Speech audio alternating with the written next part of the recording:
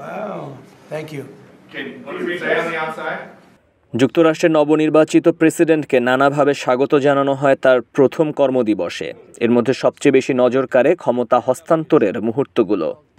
অন্যান্য অনেক দেশে যেখানে পক্ষ বিপক্ষের মুখ দেখাদেখি বন্ধ, সেখানে যুক্তরাষ্ট্রে রীতিমতো উৎসব করে বিদায়ী প্রেসিডেন্ট ক্ষমতা তুলে দেয় বর্তমান প্রেসিডেন্টের হাতে।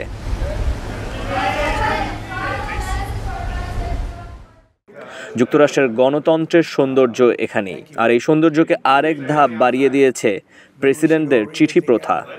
1989 সালে রোনাল্ড রিগানের শুরু করা এই প্রথা অনুযায়ী বিদায়ী প্রেসিডেন্ট বর্তমান প্রেসিডেন্টের জন্য একটি চিঠি রেখে যান।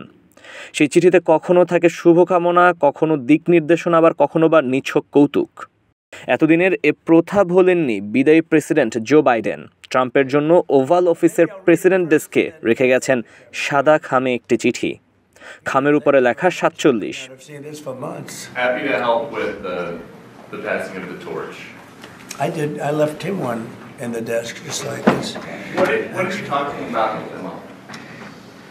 এ যেন 47তম প্রেসিডেন্ট ট্রাম্পের জন্য বিদায়ী প্রেসিডেন্ট বাইডেনের শুভ্র কোনো বার্তা। ট্রাম্প চিঠিটি হাতে নিয়েই বলেন, এটি খুবই সুন্দর একটি চিঠি। লেখা পরে জানান, চিঠি হিসাবে নিঃসন্দেহে এটি অনুপ্রেরণামূলক। বাইডেন চিঠিতে ট্রাম্পের আগামী দিনের জন্য শুভকামনা জানিয়েছেন এবং উপভোগের সঙ্গে কাজ করে যাওয়ার পরামর্শ দিয়েছেন। এছাড়া ট্রাম্পকে বাইডেন মনে করিয়ে দিয়েছেন পদ হিসাবে কতটা গুরুত্বপূর্ণ আসনে আসীন তিনি। I left him one in the desk just like this. What are you talking about with him?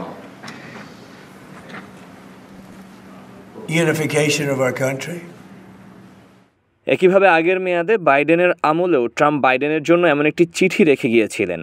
সে সময় সাংবাদিকদের সামনে চিঠিটি না খুললেও পরবর্তীতে বাইডেন জানিয়েছেন চিঠিতে ট্রাম্পের সর্বোচ্চ উদারতা প্রকাশ পেয়েছে। Did President Biden leave you a letter? He may have. Wait. Don't they leave it in the desk? I don't know. Oh. What's in there? Thank you, Peter. It could have been years before we found it. Wow. Thank you. What do you say on the outside? Maybe we should all read it together. Let's read it. Well, maybe I'll read it first and then make that That determination. sounds great.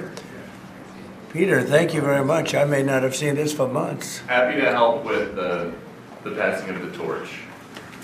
I left him one in the desk just like this. What are you talking about with him? Unification of our country.